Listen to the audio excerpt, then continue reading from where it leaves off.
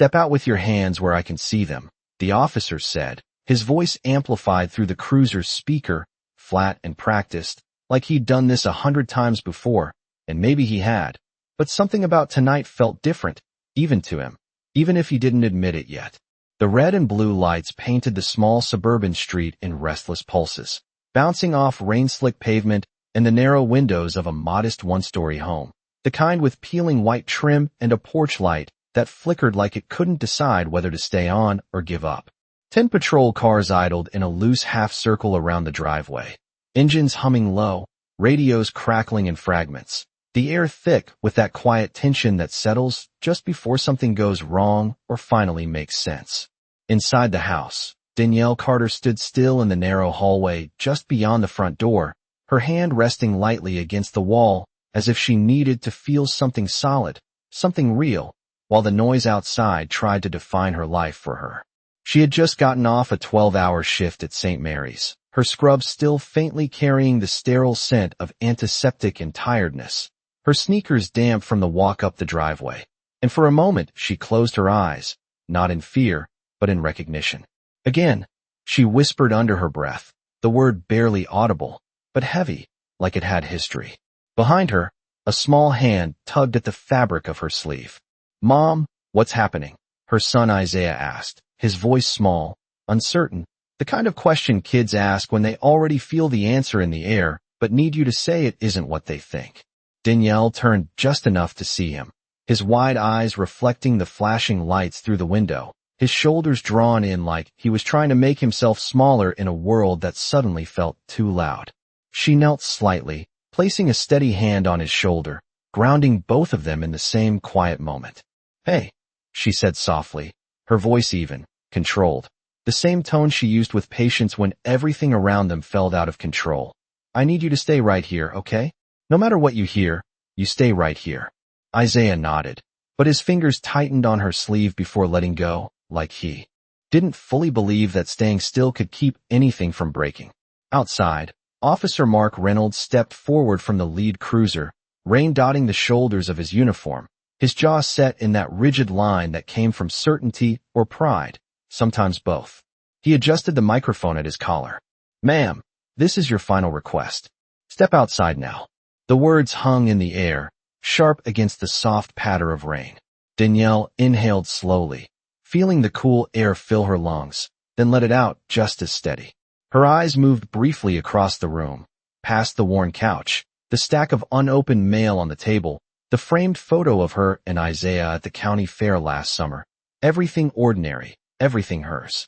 Then she reached for her phone on the counter, her thumb hovering for a fraction of a second before selecting a contact she hadn't called in years.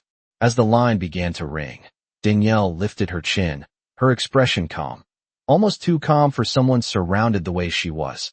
And when the call connected, she didn't raise her voice, didn't rush, didn't explain. She just said, "Ethan, it's happening again." The line did not crackle, it did not distort, it just breathed, a quiet presence on the other end before a man's voice answered, low and steady, "Danielle?" And there was no confusion in it, no hesitation, just recognition, the kind that comes from history rather than recent memory. Danielle did not look at the phone. She kept her eyes forward toward the door where the shadows of moving figures stretched and shifted with every flash of red and blue outside.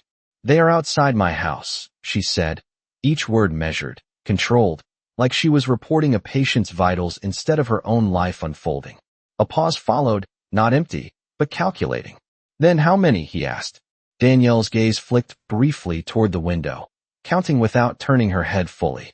10 cruisers. At least. Another pause, shorter this time. "Are you safe?" he asked. She glanced back at Isaiah, still standing where she left him, his small frame rigid, trying to be brave in the only way he knew how, by staying exactly where he was told. "For now," she replied. Outside, Officer Reynolds shifted his weight, watching the front door, his patience thinning in subtle ways, the tightening of his jaw, the slight lift of his shoulders, the way his hand hovered near his belt as if ready to escalate without quite deciding to. One of the younger officers stepped closer to him, leaning in just enough to speak without broadcasting it to the rest of the street. "Sir, we still have not confirmed the report, he murmured, his voice cautious. Reynolds did not look at him. We act on what we are given, he said, flat, dismissive, the kind of answer that ended conversations instead of opening them. The younger officer nodded, but his eyes lingered on the house, uncertainty settling into his expression like something he could not quite shake. Inside, Danielle listened as the voice on the phone shifted, not louder, not urgent, but focused in a different way, like a switch had been flipped somewhere far beyond the walls of her home. Do not engage, Ethan said. Do not argue. Stay exactly where you are.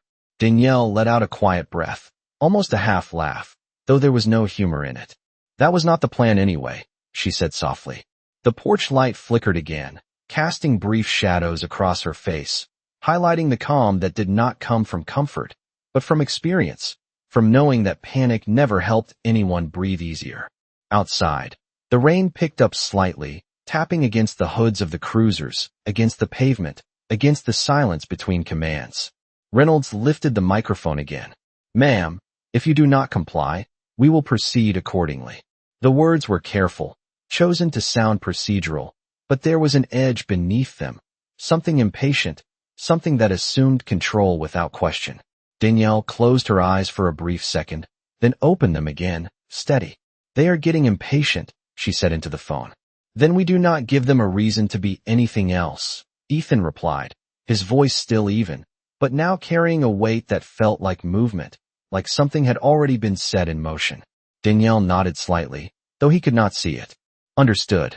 A faint sound came through the line, distant voices, the hum of activity, doors opening somewhere far away, but she did not ask. She did not need to. She had heard that sound before, years ago, under very different circumstances, but the same tone, the same controlled urgency. Outside, one of the cruisers adjusted position slightly, tires rolling over wet asphalt with a soft hiss, tightening the circle just enough to be noticed. The younger officer swallowed, his eyes flicking between Reynolds and the house, as if caught between instruction and instinct. Inside, Danielle lowered the phone just enough to look at it for a moment, then brought it back to her ear. Ethan, she said quietly. Yes. Another small pause. Thank you. The response came without delay. You already did that once for me. Danielle's expression did not change, but something behind her eyes softened for just a fraction of a second before settling again into that same quiet strength. Outside, the lights continued to flash, the rain continued to fall, and the distance between what they believed and what was about to happen grew smaller with every passing second. Sir, we have a neighbor on the line again. One of the dispatch voices crackled softly through the radio, clipped to Reynolds' shoulder, the words just loud enough to reach him, but not enough to break the illusion of control he was holding onto in front of his team, and he exhaled slowly through his nose, eyes still fixed on the front door, as if it might open if he stared long enough. Tell them to stay inside and mind their business, he replied without turning, his tone clipped, final, but the radio did not go silent right away. They said there was no disturbance before we arrived. The voice added, hesitant now, like it knew it was stepping somewhere it was not supposed to. Reynolds' jaw tightened, just slightly, a movement most would miss, but not the young officer standing a few feet behind him, watching everything a little too closely. We respond to the call, not the commentary, Reynolds said, pressing the transmit button harder than necessary before letting it go. The rain had steadied into a fine, persistent mist, clinging to uniforms, to windshields, to the edges of everything, softening the scene in a way that almost made it look quieter than it actually was. Across the street, a porch light flicked on, then another, silhouettes shifting behind curtains, people watching but not stepping outside, the unspoken understanding of staying out of something that did not feel right, but did not feel safe to question either. Inside the house, Danielle moved slowly, deliberately, each step measured as she walked from the counter toward the front door, stopping just short of the handle. The wood beneath her fingertips felt cool, steady, grounding, and she rested her palm against it without opening it. Not yet. Behind her, Isaiah shifted his weight, the soft creak of the floorboards marking his movement. Mom, he whispered again, quieter this time, like the word itself might draw attention. Danielle turned her head slightly, enough to meet his eyes. I am right here, she said, her voice low, even, carrying more reassurance than explanation. Nothing changes that. Isaiah nodded, though his gaze drifted toward the door, toward the lights bleeding through the edges of the frame, his small chest rising and falling a little faster than normal. Danielle reached back without looking and found his hand, squeezing it once before letting go, a silent promise more than a gesture. Outside, the younger officer shifted again, rain beating along the brim of his cap as he leaned closer to Reynolds once more. "Sir," respectfully, "something feels off," he said, his voice careful, controlled, but firm enough to be heard this time. Reynolds finally turned his head, just enough to look at him, his eyes sharp, assessing. "Off how?" he asked. The younger officer hesitated, searching for something that would not sound like doubt. No movement inside. No signs of distress. No confirmation of a weapon. He trailed off, not finishing the thought. Reynolds studied him for a second longer, then looked back at the house. "You are here to follow orders," he said, quieter now, but heavier, the kind of quiet that carried weight. The younger officer nodded, stepping back, but his eyes did not leave the door. Inside, Danielle's phone buzzed softly against her ear again, a faint shift in the line, and Ethan's voice returned, slightly different now, not louder, not rushed, but with an undercurrent of motion that had not been there before. "Danielle," he said, "stay where you are. Do not open that door yet." She glanced at the handle beneath her hand, then at the thin line of light at the bottom of the frame. "They are waiting for me to step out," she replied. "I know," Ethan said. A brief pause followed, then, "And that is exactly why you will not." Danielle's fingers curled slightly against the wood, not in tension, but in understanding. Outside, Reynolds lifted the microphone again, his patience now worn thin enough to show in the edges of his voice. "Ma'am, last warning." The words cut through the rain, through the quiet street, through the space between what was happening and what was about to shift. Inside, Danielle did not move. She stood there, one hand on the door, the other holding the phone, her breathing steady, her posture calm, as if the storm outside was something distant rather than pressing against her walls. And for the first time since the sirens arrived, the silence inside the house felt stronger than the noise outside it. "Step away from the door," Reynolds said, this time without the speaker, his voice carrying across the damp air in a direct line toward the house, sharper now, less procedural, more personal, like the situation had shifted from routine to challenge without him fully deciding when that happened. The rain continued its quiet rhythm, tapping against metal and glass, soft but persistent, like a clock counting down something no one had announced. One of the cruisers adjusted its position again, tires rolling slowly over wet pavement, tightening the perimeter by a few feet, subtle enough to seem strategic rather than aggressive, but noticeable to anyone paying attention. The younger officer noticed. He always did. His eyes flicked from the movement of the car back to the front door, then to Reynolds, as if trying to reconcile the calm house with the escalating posture around it. "Sir," he said again, quieter this time, stepping just within range to be heard without drawing the attention of the others. "We are closing in without cause confirmation." Reynolds did not respond immediately. He watched the door, the stillness of it, the absence of movement that should have either reassured or alarmed him, but instead did something else entirely. It unsettled him in a way he could not easily explain. Cause was confirmed the moment the call came in, he said finally, though the words sounded more like something he needed to believe than something he was certain of. Inside, Danielle heard the shift in tone, not the exact words, but the change in energy, the way tension moved through space like pressure before a storm.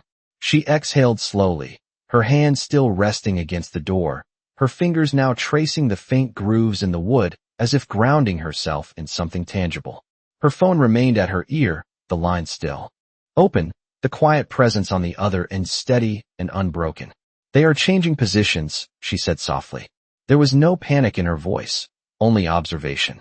"I know," Ethan replied, his tone calm, but edged now with something more focused, more deliberate. In the background, faint but unmistakable, there were sounds of movement, doors closing, voices giving short, precise instructions, the kind that did not repeat themselves. Danielle did not ask what he was doing. She did not need to. "How much time?" she asked instead. A brief pause. "Not long," he answered. Outside, Reynolds took a step forward, closing the distance between himself and the front steps, rain collecting along the brim of his cap before sliding off in small, steady drops. He looked at the door as if it owed him something.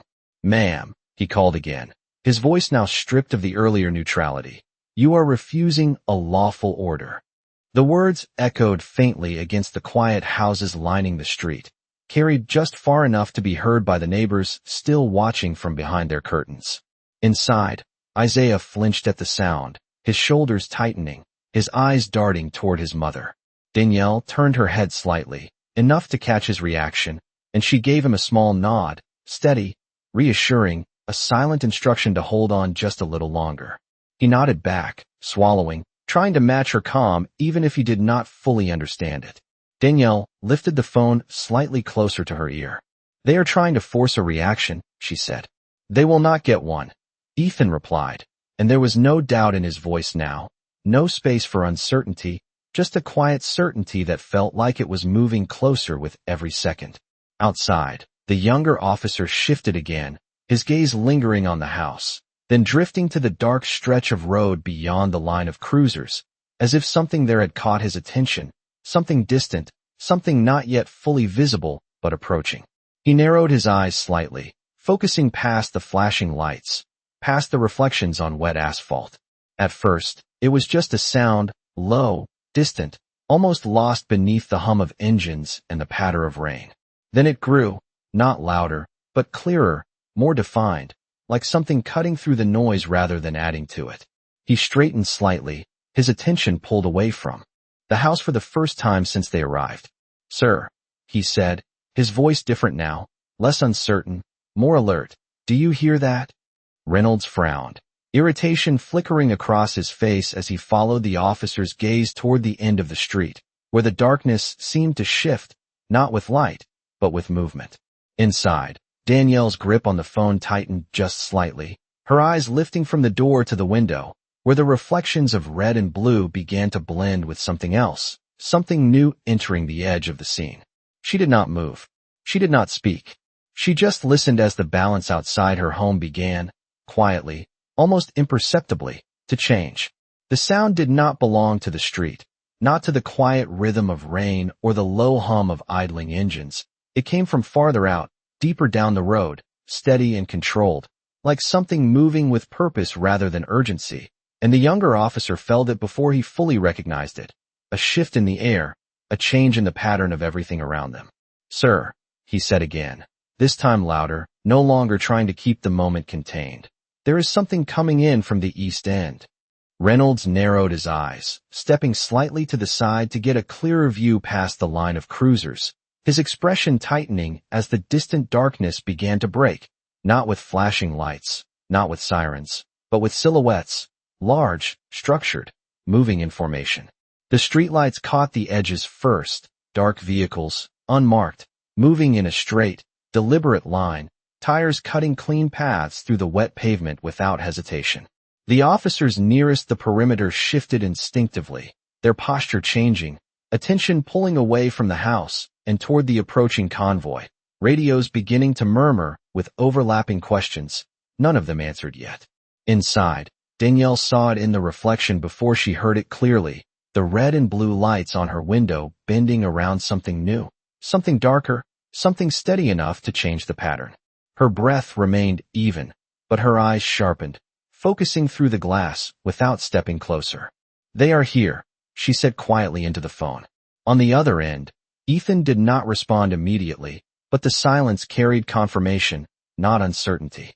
"Stay inside," he said after a beat, his voice now carrying that same controlled certainty that had started moving minutes ago and had now arrived.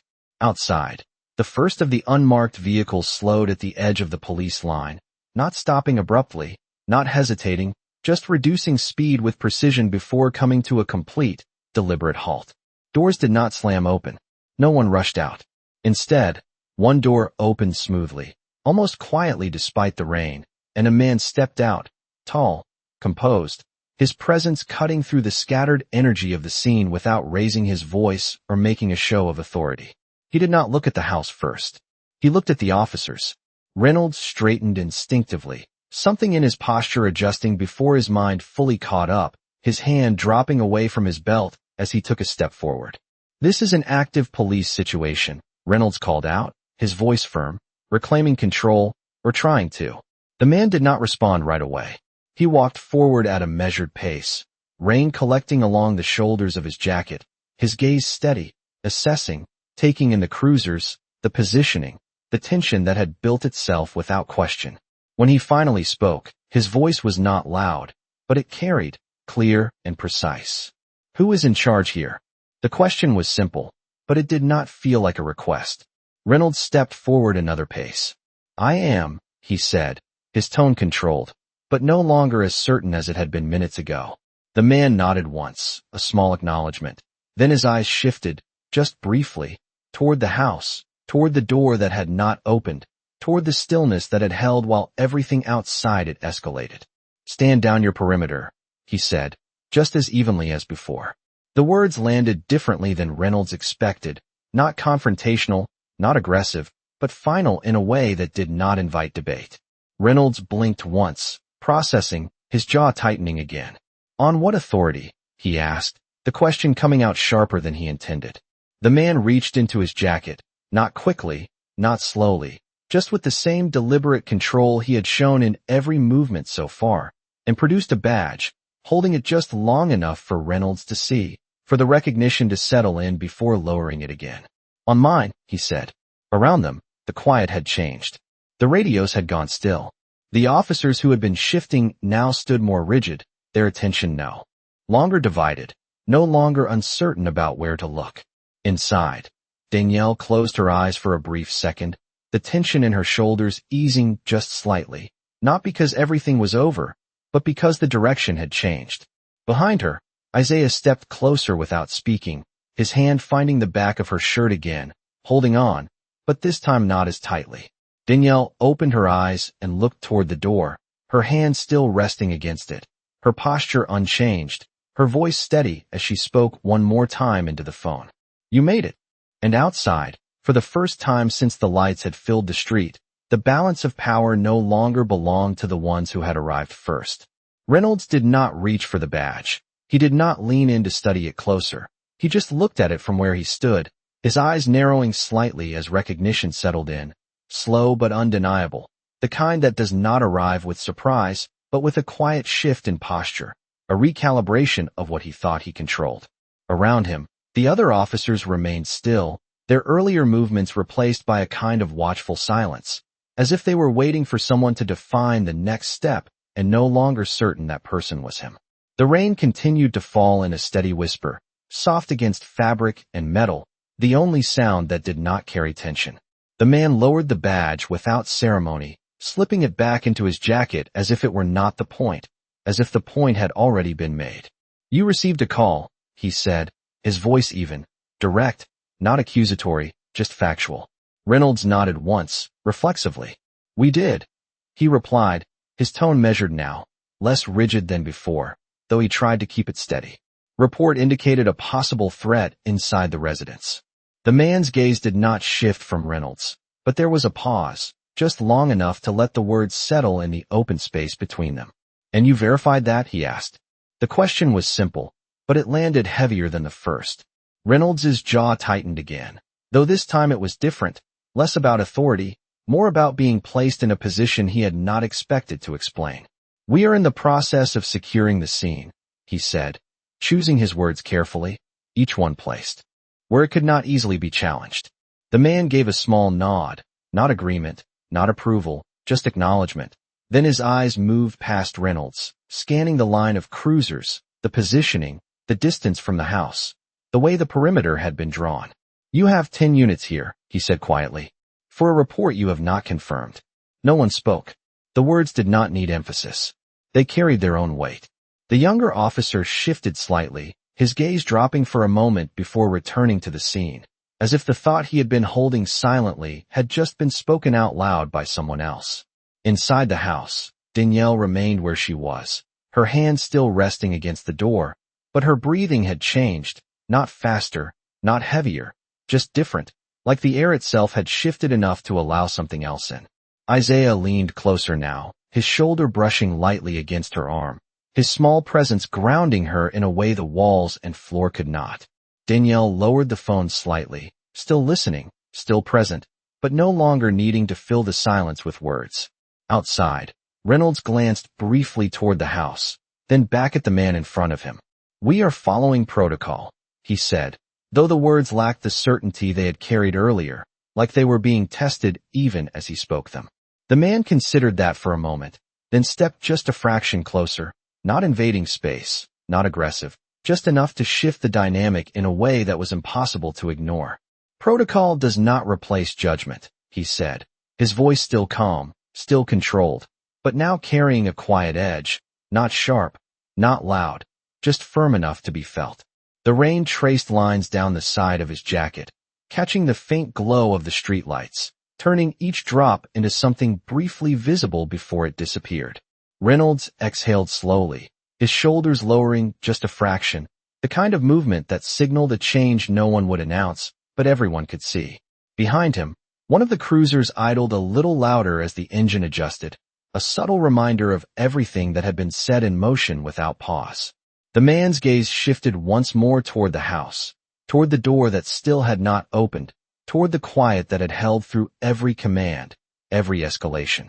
"You are going to step back," he said finally, not as a suggestion, not as a negotiation, but as a conclusion that had already been reached.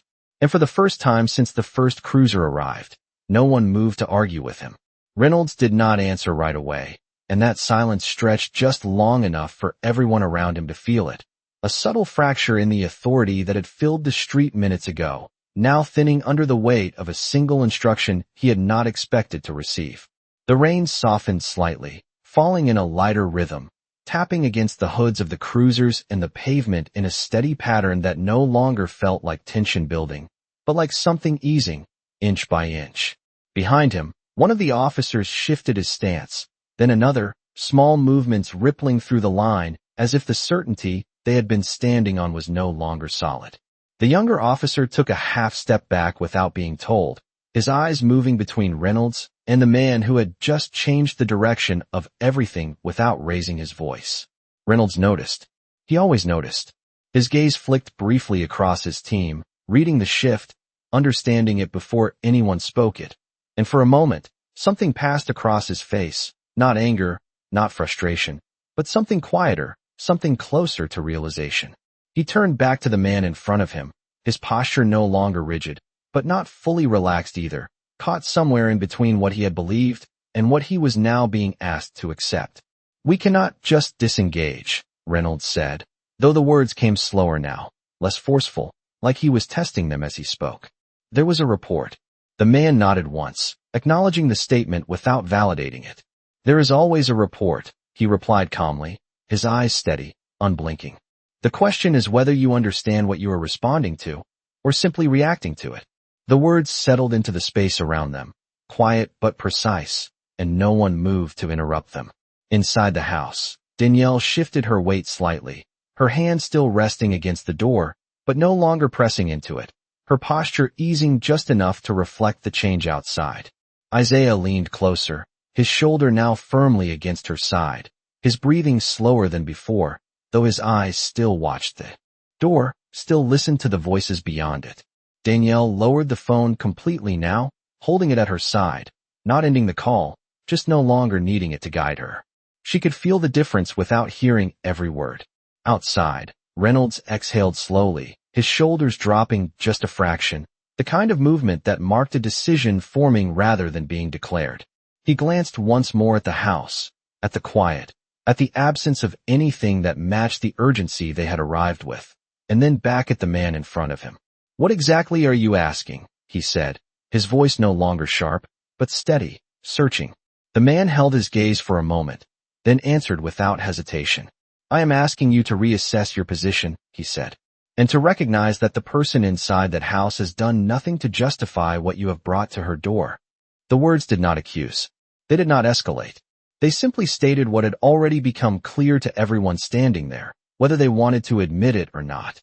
The younger officer looked down briefly, then back up, his expression no longer uncertain, but resolved in a quiet way that did not need to be announced. Around them, the cruisers continued to idle. But the energy had shifted, no longer pressing inward, no longer tightening. It hovered now, waiting. Reynolds nodded once, almost imperceptibly, then reached for his radio, his hand steady, his movements deliberate, like each one carried more weight than the last. He pressed the button, paused for a fraction of a second, then spoke. "All units, hold position," he said, his voice clear, controlled, but different now, no longer pushing forward, no longer escalating. The command hung in the air, simple, but enough to stop what had been building. And for the first time since the first light cut through the darkness of the street, the situation was no longer moving toward confrontation, but toward understanding, slow, quiet, and impossible to ignore.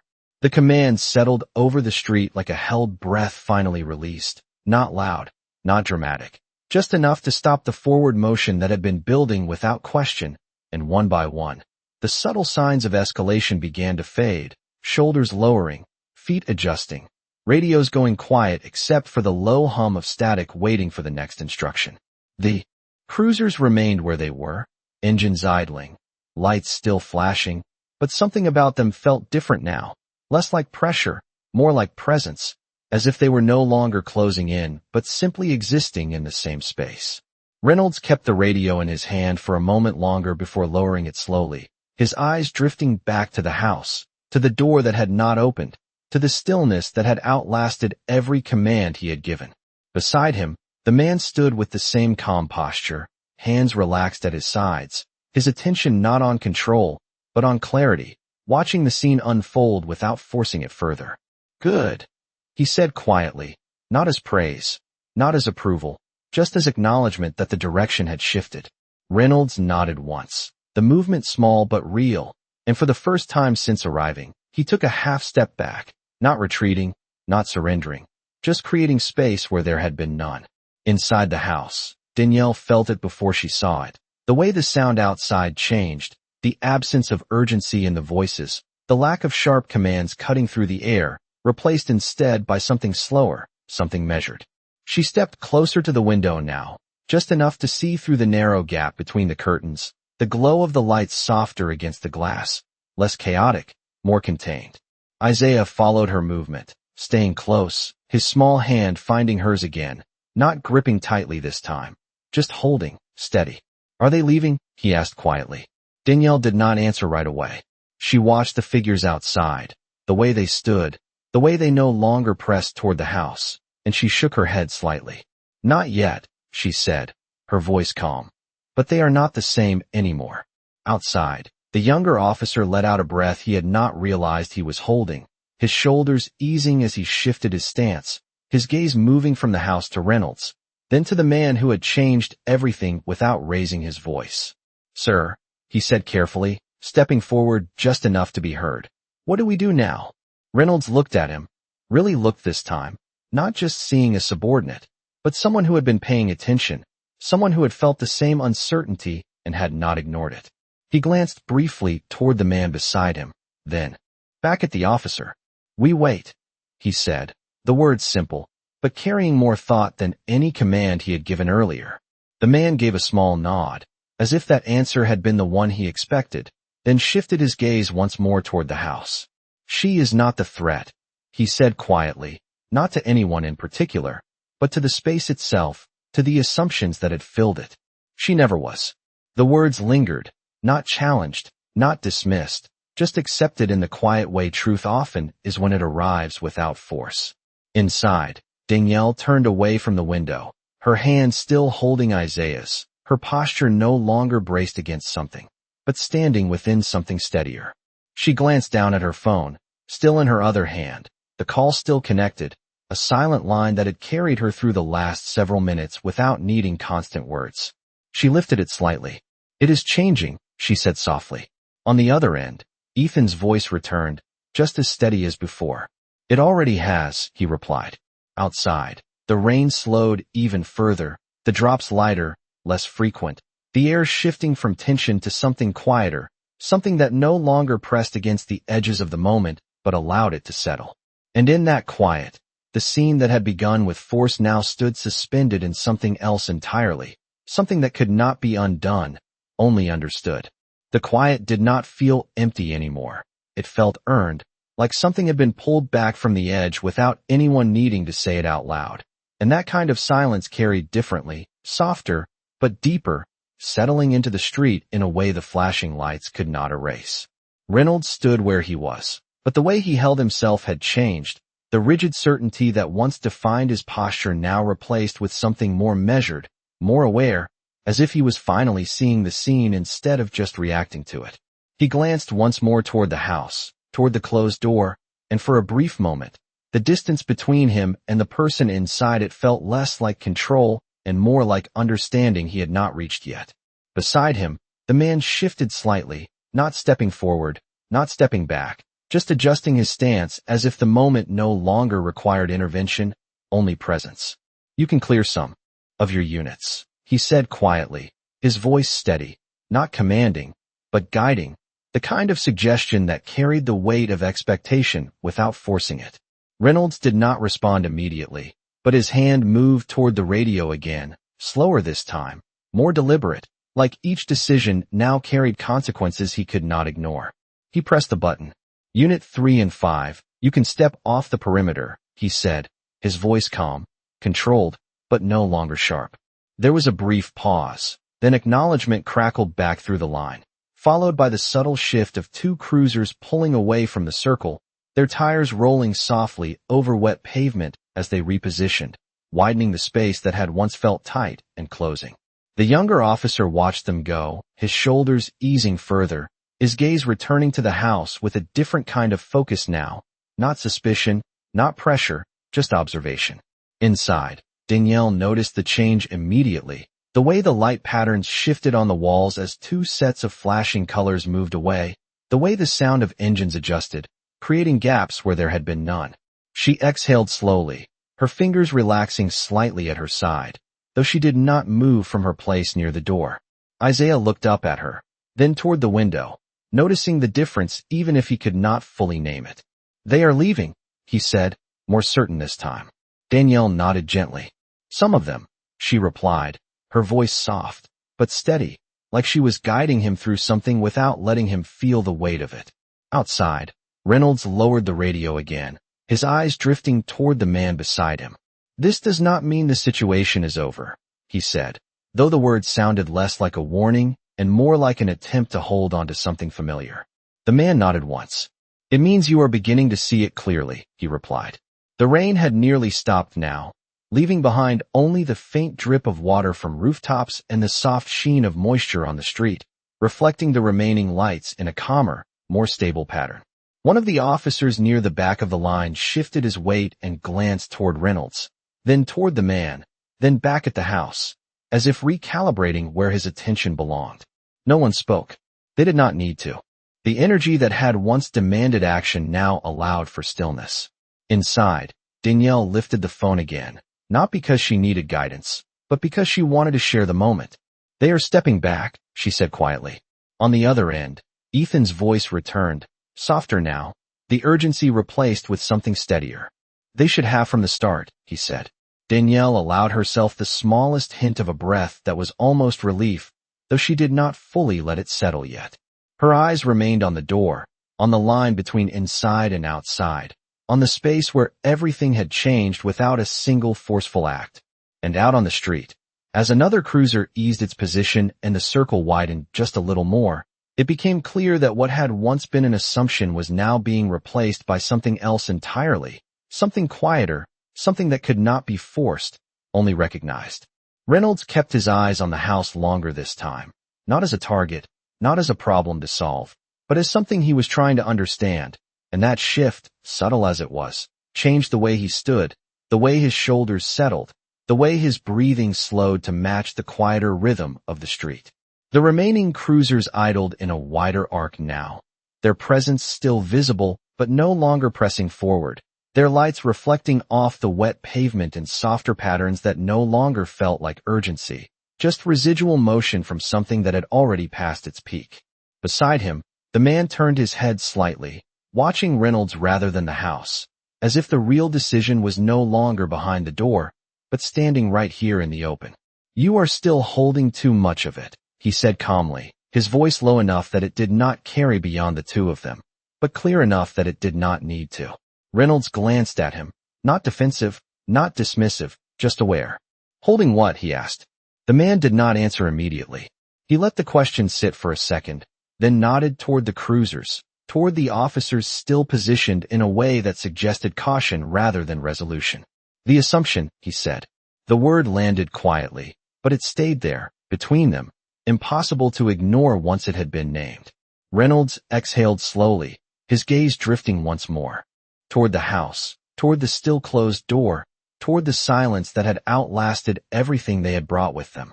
"We cannot ignore a call," he said, though the words felt different now, less like justification and more like something he was examining from the outside. "No," the man replied, "but you can decide what it means."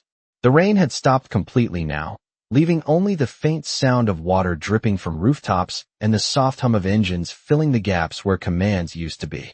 The younger officer shifted again, stepping slightly closer, not intruding, just listening, his expression no longer uncertain, but attentive in a different way, like he was learning something he had not been taught in training. Inside the house, Danielle stepped back from the door for the first time since the first voice had called out, not retreating, but repositioning, creating space between herself and the boundary that had held everything in place. Isaiah followed her movement, his hand still in hers, his grip relaxed now, his shoulders no longer drawn in tight. "Are we okay?" he asked quietly.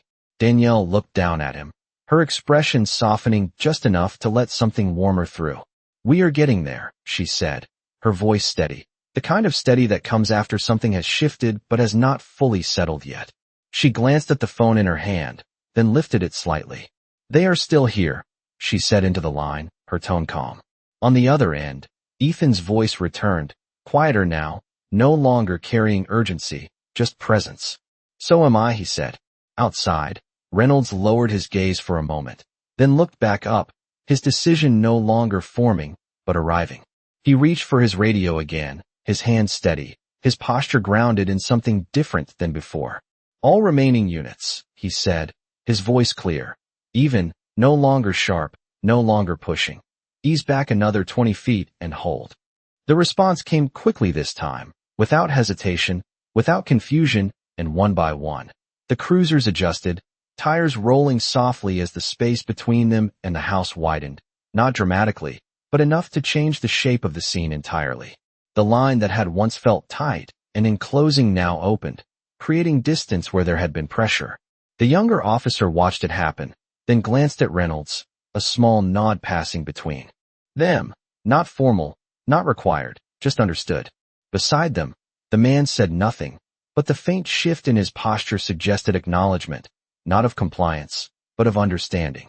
Inside, Danielle felt it again, the way the air changed when space was returned, the way the house no longer felt surrounded, but simply present in its place on the street. She closed her eyes for a brief second, then opened them, her gaze steady, her hand still holding Isaiah's.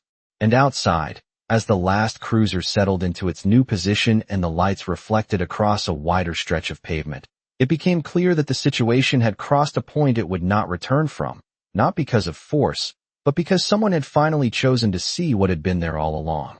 For a moment, no one spoke, and that silence carried more weight than any command that had come before it, settling over the street like something that had finally found its place after being forced in the wrong direction. Reynolds lowered his hand from the radio and let it rest at his side, his posture no longer braced for escalation, but grounded in something quieter, something that required less force and more awareness. He looked again at the house, at the door that had remained closed through everything, and for the first time, he did not see it as resistance, but as restraint, a choice that had held steady while everything outside it pushed forward. Beside him, the man followed his gaze briefly, then returned his attention to Reynolds, watching not what he said, but what he did next. "You can end this," he said quietly, not as pressure, not as instruction, just as a statement placed gently in front of him. Reynolds did not answer right away. He let the words settle, let the meaning behind them move through the space that had been filled with assumptions just minutes earlier. Around them, the officers stood in a looser formation now, no longer aligned in a tight perimeter, but spaced in a way that suggested patience rather than control. The younger officer shifted his weight, his eyes moving from Reynolds to the house and back again, waiting, but no longer uncertain about what needed to happen. Inside, Danielle stood a few steps back from the door now, her hand no longer resting against it, but still close, still aware of the boundary it represented. Isaiah stood beside her, his shoulder touching her arm, his breathing steady, his eyes no longer wide with fear, but focused, watching the light patterns on the floor as they moved and softened. Danielle lifted her phone again, not out of urgency, but out of connection. "It is almost over," she said quietly. On the other end, Ethan's voice came back, calm, certain, carrying none of the tension that had been there before. "It was over the moment you did not give them what they expected," he replied. Danielle allowed herself a small breath, one that carried more release than any before it, though she did not fully relax yet. She knew better than that. Outside, Reynolds inhaled slowly, then exhaled, his shoulders lowering just enough to mark the shift from holding control to letting it go. He raised the radio once more, but this time, there was no hesitation in the movement, no pause before speaking. "All units," he said, his voice clear, even, and final in a way it had not been before. "We are clearing the scene. Begin to disengage." The words moved through the line instantly, acknowledged without delay, without question, and one by one. The cruisers responded, engines adjusting, lights beginning to dim as vehicles shifted out of position, not abruptly, not rushed, but in a controlled, orderly way that reflected the tone of the command. The younger officer let out a breath, a small one, almost unnoticed, and gave a slight nod, not to anyone in particular, just to the moment itself. Beside Reynolds, the man said nothing, but his posture eased, his attention no longer fixed on the scene, but drifting slightly, as if his role here had already ended the second the decision was made. Inside, Danielle heard it, the change in the engines, the subtle reduction of light, the way the sound of presence began to fade into distance. She stepped closer to the window again, just enough to see the first cruiser pull away, its lights no longer reflecting as brightly across the glass. Isaiah leaned forward slightly, watching with her, his hand still in hers. "They are going," he said, this time with quiet certainty. Danielle nodded, her expression soft but steady. "Yes," she said, her voice low, almost a whisper, "they are." She lowered the phone slowly, holding it in her hand. As she looked at the door one more time, then back at the window, where the street that had been filled with pressure was now opening back into something familiar, something ordinary. Outside, as the last cruiser began to turn and the line dissolved into separate paths, the rain-washed pavement reflected fewer and fewer lights, until only the steady glow of the street lamps remained, calm and unchanged. And in that quiet return to normal, it was not the departure of the officers that mattered most, but the fact that they had chosen to leave without needing to be forced, because somewhere along the way, someone had finally remembered what they were supposed to see. The last cruiser's lights faded as it turned the corner, leaving behind a street that felt wider than it had just minutes ago, as if the space itself had been returned to something more natural, something that did not carry weight in every inch of air. The engines were gone now, replaced by the quiet drip of water from gutters and the faint rustle of leaves stirred by a breeze that had waited patiently for everything to settle. Reynolds remained where he stood for a moment longer, his eyes following the direction the vehicles had taken, not out of concern, not out of control, but as if he was watching something leave that he could not call back, something he now understood should never have arrived the way it did. Beside him, the man shifted his stance slightly, his presence no longer commanding the space, but blending into it, as if he had only been there to correct a direction, not to stay. Reynolds finally turned toward him, his posture no longer guarded, but open in a way that suggested something had changed internally, not just externally. "You knew," Reynolds said, his voice lower now, not accusatory, not defensive, just searching. The man met his gaze evenly. "I knew who she was," he replied. Reynolds frowned slightly, not in disagreement, but in realization that there was more to that answer than he had first understood. "And who is she?" he asked. The man did not answer immediately. He looked toward the house, toward the quiet door, toward the window where the reflection of a single interior light now glowed softly, without interruption. "Someone who chose not to let you make a mistake," he said finally. The words settled differently than anything else that had been said that night, not as a correction, but as a recognition. Inside, Danielle stood near the window, her shoulders no longer tense, her posture no longer braced, just present in her own space again. Isaiah leaned against her side, his head resting lightly against her arm, his breathing slow, steady, as if the storm had passed not just outside, but inside him as well. Danielle looked down at her phone, the call still connected, the quiet line still there. She lifted it slightly. "It is clear now," she said softly. On the other end, Ethan's voice returned, calm, grounded, carrying a quiet warmth that had not been there before. "It always was," he replied. Danielle allowed herself a small, genuine breath, one that reached deeper than any before it. And for the first time since the first light flashed across her walls, she stepped away from the door completely, turning instead toward the center of her home, toward the space that belonged to her and no one else. Outside, Reynolds glanced once more at the house, then back at the man beside him. "I should have seen it sooner," he said quietly. The man did not respond right away. He simply nodded once, acknowledging the statement without needing to add to it. "Most people do not," he said after a moment. Reynolds let out a slow breath, then looked down at his hands, at the radio still resting there, the tool he had used to bring everything to that door. He lowered it slightly, his grip loosening. "It will not happen again," he said, not as a promise to the man, but as something spoken inward, something meant to stay. The man studied him for a brief second, then gave a small nod, the kind that did not confirm or deny, just accepted the moment for what it was. "That is the part that matters," he said. Inside, Danielle walked toward the living room, Isaiah still close beside her, their steps quiet against the floor, the house no longer echoing with tension, but holding a kind of warmth that had been there all along, just buried beneath something heavier. She glanced once more toward the window, where the street now looked like it always had, calm, still, ordinary. And in that ordinariness, there was something powerful, something that did not need to announce itself to be understood. Outside, the man turned slightly, his attention shifting away from the house, his role here complete. And as he began to walk back toward the unmarked vehicle that had brought him, Reynolds remained where he was for just a moment longer, standing in the quiet space where everything had changed, not because of force, but because someone had chosen to see the truth before it was too late. The street returned to itself slowly, not all at once, but in small, quiet pieces, like a room being restored after something heavy had passed through it. And for a while, Reynolds remained standing there, not because he needed to, but because leaving too quickly would have felt like pretending none of it had mattered.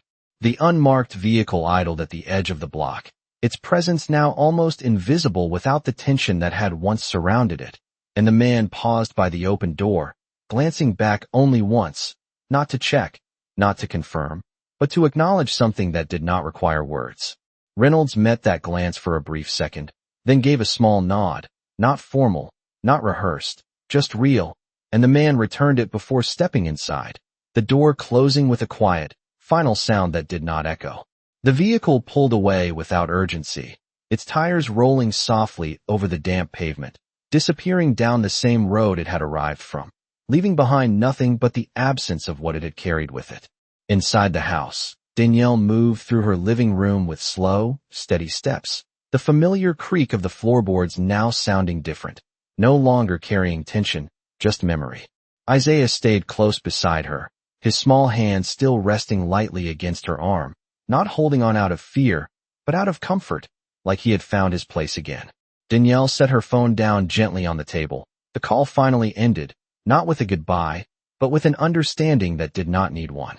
She looked around the room, at the couch, the lamp, the framed photos, all the ordinary things that had been there the entire time, waiting quietly for the moment they could simply exist again without interruption. She exhaled, a long, steady breath that carried the last of what had been pressing against her, and for the first time, her shoulders dropped. Fully, the tension leaving without resistance. Isaiah looked up at her. "It is over, right?" he asked softly. Danielle knelt slightly, bringing herself to his level, her eyes meeting his with a calm that no longer needed effort. "Yes," she said, her voice warm, grounded. "It is over." He nodded, then leaned into her without hesitation, his arms wrapping around her in a quiet, instinctive way, and she held him there, not tightly, not desperately, just enough to remind him that he was safe, that this space still belonged to them. Outside, Reynolds finally turned away from the house, his steps slow, measured, not because he was unsure, but because he understood something now that he had not before, something that would stay with him long after the street returned to its routine. He paused once at the edge of the sidewalk, looking back one last time, not at the door, not at the windows, but at the space itself, at what it had represented when he first arrived, and what it represented now.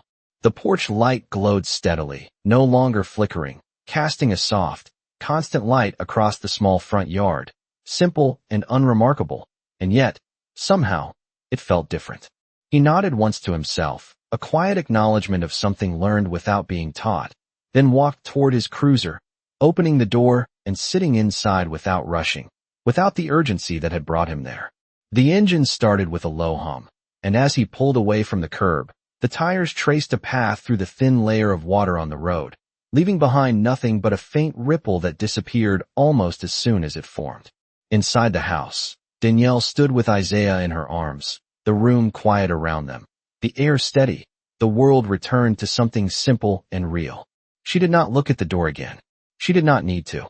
The night settled gently around the house, the streetlights casting their soft glow, the sound of distant traffic returning like a heartbeat far away, and in that quiet, nothing needed to be said, nothing needed to be proven. She had not raised her voice. She had not stepped outside. She had not fought them. But in the end, she had changed the direction of everything, not by force, but by standing still long enough for the truth to catch up.